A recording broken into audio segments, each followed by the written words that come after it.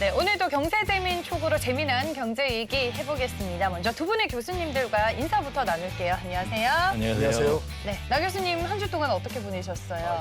날씨도 덥고 그러니까요. 방에 콕 앉아가지고 네. 덕서 삼매경에 좀 빠져. 원 교수님은요? 저도 독서도 하고 가끔 네. 유튜브도 보고 네. 그러고 있습니다. 네, 최근에 날씨도 많이 궂은 날씨였습니다. 비가 많이 왔는데 오늘 경제재민 촉과 함께 하시면서 유익한 정보들 많이 얻어가시길 바라겠고요. 오늘 경제재민 촉에서는 우리나라 공적연금제도의 시작으로 이 연금의 가치를 넓혀온 공무원 연금에 대해서 얘기를 좀 나눠볼까 합니다. 오늘 함께 하실 분은 공무원 연금공단의 정남준 이사장님입니다. 인사부터 나눠볼게요. 안녕하세요. 네, 안녕하십니까. 안녕하세요. 어서 오세요.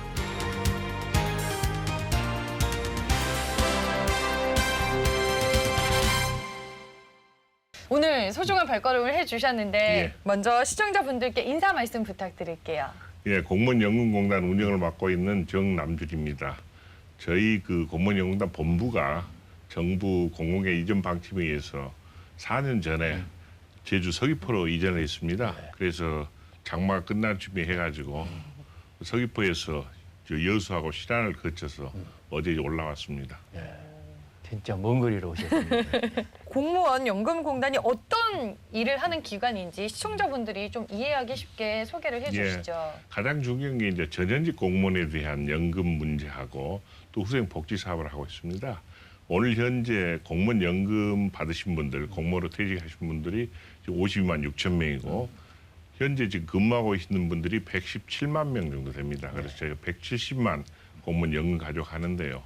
가장 중요한 게 이제 연금 업무고 복지시설 운영도 저희가 하고 있고 또 공무원으로 일하다가 부상을 입었거나 또 병이 들었을 경우에 저희 공상 또 재보상도 하고 있고 또 공무원들을 위해서 무주택 공무원들을 위해서 임대주택 운영도 하고 있고 또 우리가 또 학자금이라든지 생활자금 융자 사업도 하고 있고 다양한 복지 업무를 하고 있기 때문에 제가 종합 복지 서비스 기관이라고 알아주시면 좋을 것 같습니다.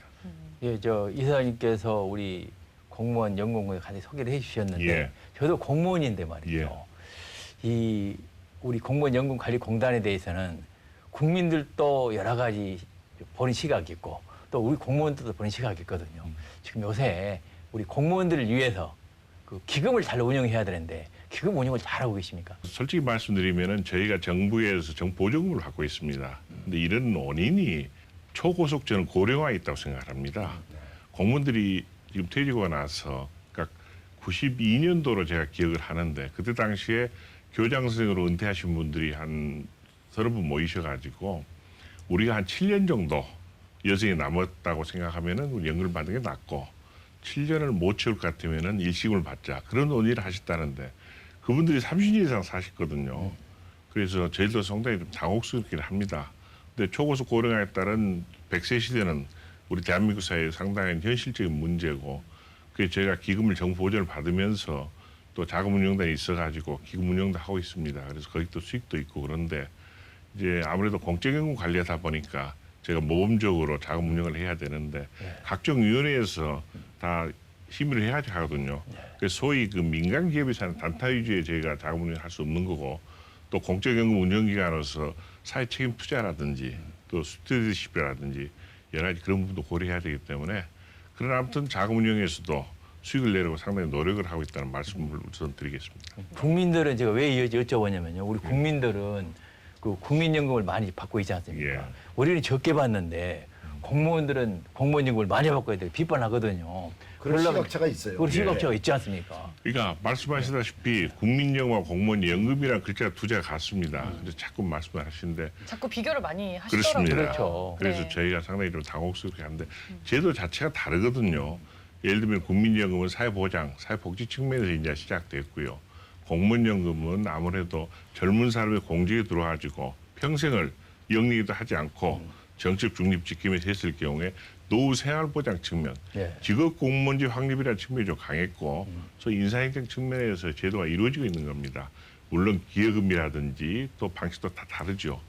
그런데 아무래도 이제 아까 말씀드린 초고속 고령화도 국민들로부터 지금 지탄을 받고 있는 것은 이제 평균 예를 들면 연금액도 따지고 제도 자체는 시장률도 다 다릅니다. 그렇죠. 기업률도 틀리고 그럼에도 불구하고 그걸 비교하다 보니까 자꾸 왜 이렇게 상대적으로 우린 적고 너희는 많이 받냐 하는데 극단적인 말씀을 드리면은 저희가 그 국정감사 때 그런 게 공개가 됩니다.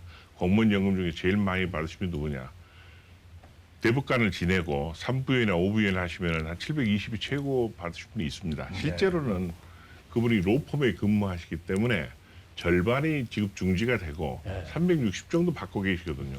그런데 보도자료는 720으로 나갑니다. 제 친구가 그 보도가 나왔을 때 저한테 전화를 해가지고 제가 참 욕을 그대로 옮길 수는 없는데 야, 정 이사장 누가 도대체 720 받냐고 항의성 전화가 하더라고요. 저는 그게 국민들의 마음이라고 생각합니다. 네. 네. 그럼에도 불구하고 공무원 연금은 제가 이사장으로서 말씀드리고 싶은 것은 공무원 연금 또 받으시면 그런 이야기를 하시거든요. 우리가 젊었을 때 청춘을 바쳐서 박봉에 시달리면서 당시에는 굉장히 보수가 적었습니다. 1986년에 제가 기억하는데 당시에 국정운영 최일의 대통령께서 그때 공무원 봉급 인상이 2.1%였고 민간부는 12에서 14% 정도 됐을 그랬죠. 겁니다. 네, 예. 그때 공무원들은 연금이 있으니까 허리띠 졸라매고 차발하는 말씀을 하셨는데 제가 그 말을 되돌리고 싶지는 않습니다. 근데 지금 여러 가지 이제 이렇게 오래 살지도 몰랐고 또 늘어나다 보니까 지금 상당히 어려운 환경이 있는데 이제 앞으로 우리가 인구가 이미 꺾였기 때문에 앞으로 10년 아마 15년 내에 여러 가지 뭐 정년 연장 노예도 있을 거고 또 여러 가지 제도 지금 보완을 한다면은 아마 국민연금과 공무원연금 간의 여러 가지 제도 차이는 상당히 줄어들 거로 생각합니다. 근데 현직 공무원들은 실질적으로 요사이 불만도 좀 있는 게 앞으로 자기들은 연금을 받는 액수 뚝 떨어진다 이거예요. 현직 공무원들도 불만이 많고 왜 그러냐면 이 사장님께서 애로가 많아지겠다는 생각이 들어서 그렇습니다. 그러니까 저희가 저희는 집행하는 기능만 있고 정책 결정은 이제 우리 인사 핵심체에서 하는데 공무원 퇴직하신 분들 저 만나면은 정 이사장 도대체 언제 그 인상 풀어줄 거냐 그 이야기를 많이 하시거든요. 그러니까 지금이 이제 4년째입니다. 내년 5년째고 동결이. 그래서 이제 퇴직하신 분 불만이 많고 방금 우리 나 교수님께서 말씀하셨다시피 현직 공무원 젊은 친구들은 지금 제도 개선을 해가지고 국민연금과 크게 차이가 없도록 해놨어요. 그렇죠. 그래서 우리는 나중에 국민연금 별 차이가 없는데 하는 생각도 있고 또 그런 가운데서 국민들 입장에서는 아직도 국민연금, 공무원연금 이렇게 차이가 많다고 그런단 말이죠. 평균 액수도 그렇고 최고 액수도 그렇고.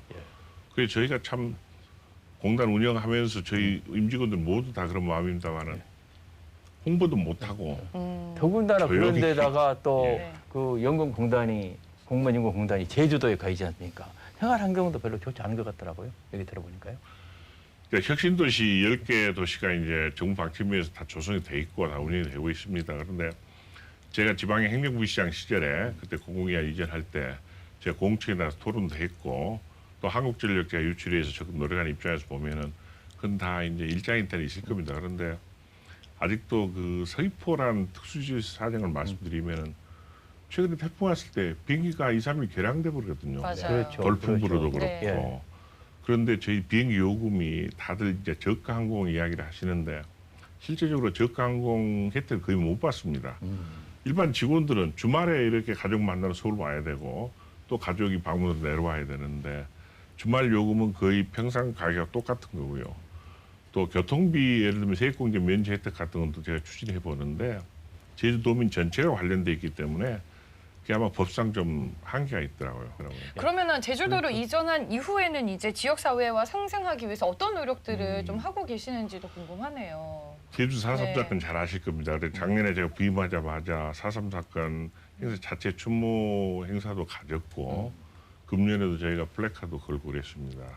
그래서 저희들은 그 4.3 사건이 우리 그 대한민국 건국 이후에 아픈 역사 중에 하나이기 때문에 그 굉장히 제 개인적인 느낌으로는 제주도민들께서 4.3 사건을 위해 굉장히 마음을 닫아놓고 계신 것 같더라고요.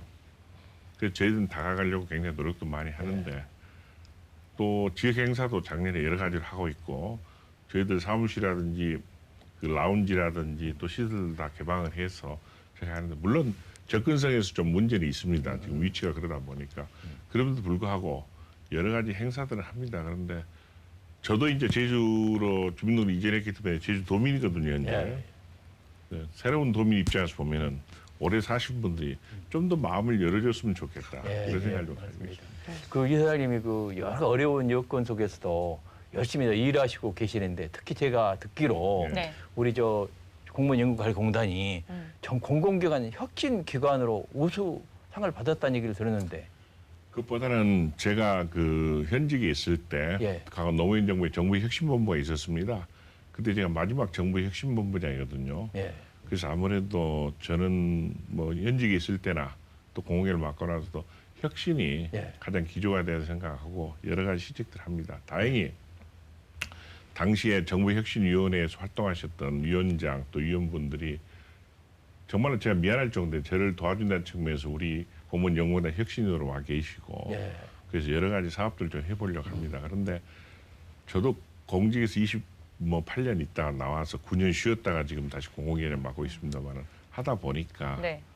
참 애로사항도 많고 걸리는 것도 많고 그럼에도 불구하고 아무튼 저희들 여러 가지 그 국민의 마음을 헤아리면서 또 국민의 눈높이에 맞는 경영을 하려고 노력을 하고 있습니다. 말씀해 주셨다시피 혁신 전문가로 통하시는데 네. 여기 공무원 연금공단에 오셔가지고 추진한 뭐 대표적인 혁신 사례가 좀 몇 가지 있을까요? 뭐 내부적으로는 저희 우리 직원들도 상당히 공공기관 직원들 특성상 아무래도 상급 관리부서가 있고 그래가지고 굉장히 적이더라고요. 두 번째는 지금 제주로 본사를 이전하다 보니까 서울에도 일부 지금 직원들이 남아 있고 전국에도 지부가 있거든요. 사업자는 전부 전국에 흩어져 있고 그래서 물리적 그 거리감 때문에 소통에 상당히 좀 애로가 있어서 그걸 좀 많이 타파하려고 노력을 하고 있습니다. 그리고 아까도 말씀드렸다시피 지금 정부 재정 형편도 그렇고 공무원 연금에 대한 비판의 시각이 많기 때문에 저희가 뭐 예산을 새로 투입해 가지고 무슨 사업을 상당히 어렵습니다. 그래서 정부 예산을 쓰지 않는 사업들 그리고 또 한편으로는 또 저희 공직에서 은퇴하신 분들 선배들도 후배들도 있습니다만은 본인들은 우리가 현직에 있으면서 국가 발전을 위해서 또 교육기관에서 후진 양성에 노력했다고 생각한 반면에 국민들은 정말 막말로 철밥통이 퇴직하고 나서도 연금 많이 받냐는 이야기를 하시거든요. 그래서 그 갭을 좀 줄이기 위해서 제가 그 자원봉사 참뜻을 좀 살려보자. 그래서 우리 상록봉사단이 지금 한 330개 단체에서 한 8,900명 정도가 지금 봉사를 하고 계십니다. 그래서 가급적이면은 우리가 우리나라에서 자원봉사 시작되면서 국제대회 아무래도 지원 사업을 하다 보니까 쫙 식비 제공하고 교통비 제공하고 그렇거든요. 그래서 공무원 연금 받으신 분들만큼은 어느 정도 은퇴 생활에서 연금을 받고 계시기 때문에 식비랑 교통비 받지 않고 순수한 자원봉사 한번 참뜻 살려고 해요. 작년부터 제가 상당히 그 우리 공직 선배들 많이 좀 설득도 하고 그쪽 방향으로 상당히 유도도 하고 어느 정도 효과도 좀 거두고 있다고 생각합니다. 우리 동기생들도 가가지고요 아주 보람 있게 예. 지금 봉사활동을 하는 걸 봤습니다. 제가 볼 때는 참 좋은 의견이신 것 같은데요. 그러니까 결국 기금을 잘 관리해서 예. 우리 공무원 은퇴하신 분들의 예. 노후를 잘 보장하는 것도 예. 중요하지만 그분들이 그 기금 또 예. 연금을 받으면서 또 다른 형태로 예. 사회에 봉사할 수 있는 예.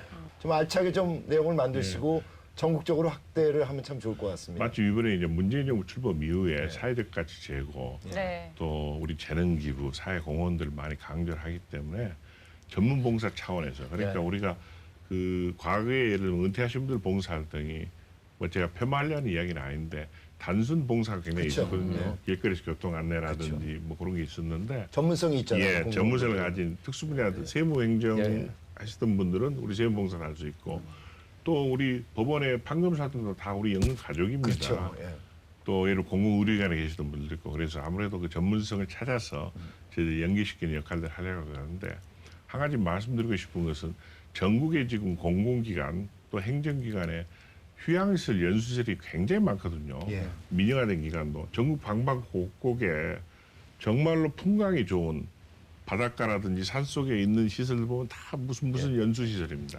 그래서 그걸 우리 공공기관 그 행정기관의 그 시설들 공동활용 차원에서 그걸 좀 접촉을 해가지고 좀 풀어보려고 하는데 기관장이나 관리자급들은 다 찬성을 하는데 제일 반대 현지 관리인들 그 다음에 또 이제 노조 핑계를 많이 대는데 365일 중에 실제로 자기들 그 회원들을 위해서 사용하는 일수는 60일이 안 되라고 생각합니다.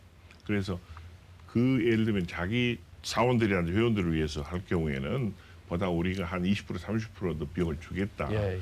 그러면은 결국은 또 요새 인터넷이 잘 되기 때문에 성수를 피해 가지고도 얼마든지 갈 수가 있거든요. 예, 예. 아까 말씀드렸다시피 공무원 연금 생활자 52만 명이고 이쪽에 공유 경제네요. 그렇습니다. 네, 공유 경제. 대단히 군인- 의미 있습니다. 그 부분은 진짜 중요한. 군인연금하고 예. 사학연금까지 하면 예. 공적연금을 받으시면 70만 명입니다.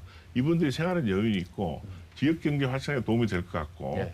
또 우리가 가서 엑스트라로 그 비용을 지불하다 보면은 아무래도 세탁하고 예. 청소하면은 지역에 있는 분들 파트타임으로 일자리도 많이 만들어지거든요. 예. 네. 그 해보려는데 정말 어렵습니다. 뭐가 제일 그래요? 어렵습니까?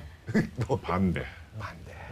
그게 결국 공유 가치, 예. 사회적 가치를 새롭게 창출하는 방법인데 아무래도 불편하다는 거죠. 불편한 게 안 해봤다. 예, 관리도 그 다음에 뭐 시설 같은 거 대강당, 대회의실 같은 거 공연장을 무료 제공하자 그러면 사고 나면 어떡하냐? 다 그겁니다. 네. 그래서 참 그 인식을 제가 그래서 그런 소리까지 합니다. 자기 돈으로 그 집 지었냔 말이에요. 그 건물 지었느냐. 예. 다 그 옛날 정부 예산 들어간 거거든요. 그리고 우리 잘 아시다시피 지금 전국 방방곡곡에 그런 현상이 너무 많습니다. 예. 차라리 지역의 펜션업자들이 자기들 손님 안 와도 반대 모르는데 기관 내부 사람들이 그렇게 반대를 해서 좀 당혹스러울 때 있고 예. 다행히 우정사본부에서 해줘가지고 우정수련회 저희가 맞습니다. 예. 10몇 개 기관에서 지금 5개월째 하고 있고 또 제주대학교 내에서 그 연수시설도 좀 있어서 금년 우리 여름방학 기간 동안에 굉장히 지금 경쟁률이 심합니다. 예. 그래서 굉장히 저렴한 가격에 제공을 하고 그래서 지금 시범적으로 운영을 하고 있는데 제 개인적인 욕심으로는 좀 확대시켰을 만한 그런 생각을 부분이 진짜 확대가 좀 됐으면 됐을 것 같아요. 예를 들면 뭐 지방에 지금 뭐 초등학교도 또 비어 있는 것도 많고 뭐 기존의 행정기관들이 많이 비었어요. 그런 걸 활용해 가지고 좀 활용하면 지역 경제에 도움이 될 텐데. 좋은 말씀 하시는데요. 그게 네. 참 안 되는 것 지금 같아요. 폐교들이 굉장히 많거든요. 그래서 저희가 그 은퇴자 공동체발 조금 이따 말씀드리려고 네. 했는데 작년에 서귀포 무릉리에 있는 폐교 그걸 생태 그렇습니다. 체험관으로 그렇습니다. 바뀌어갖고 있었는데 그걸 예. 음. 이용했어요. 네. 작년에 3개월 동안 잘했습니다. 굉장히 홍도 좋았고 금년에 무슨 말이 나오냐면은 생태 체험관으로 줬는데 왜 은퇴자들이 와가지고 하루에 10,000원씩도 안 냅니다. 왜 돈 받고 내냐고 뭐 어떻게 해가지고 제도 교육청을 제가 한바탕 했는데도 막무가 아닙니다. 이 그래서 제가 은퇴자 공동체 마을 얘기해 주셨으니까요. 예. 지금 제주에서 전국으로 확대가 되고 있는 걸로 알고 있어요. 대단히 어떤 곳인지 의미입니다. 좀 설명을 해 주시죠. 퇴직하신 분들, 선후배들 보면은 다 귀촌 귀농, 자기 또 고향에 대한 로망이 돼 있는 것 같은데 막상 투자하고 옮기는 굉장히 어려워하고 그런 것 같아요. 예, 예. 그래서 제가 이걸 특히 1인 가구도 많이 생기고 고령화초에 대비해가지고 그걸 한번 해보자 해서 작년에 이제 사업 추진했습니다. 그래서 그 아까 말씀드렸다시피 제주 그 무릉 초등학교를 해가지고 이제 3개월 했는데 굉장히 그분들이 잘 살아주셨어요. 예. 16분, 18분이. 물론 서너 분은 퇴가하신 분도 있고 새로 보충되는 분. 야, 이거 되겠다 싶어가지고 작년 말에 이제 저희가 전국을 대상으로 해서 시장군수들 접촉을 했습니다. 그래서 문경, 제천, 홍천, 구례는 정주형으로 예. 10개월 살아보기를 지금 하고 있고요. 네.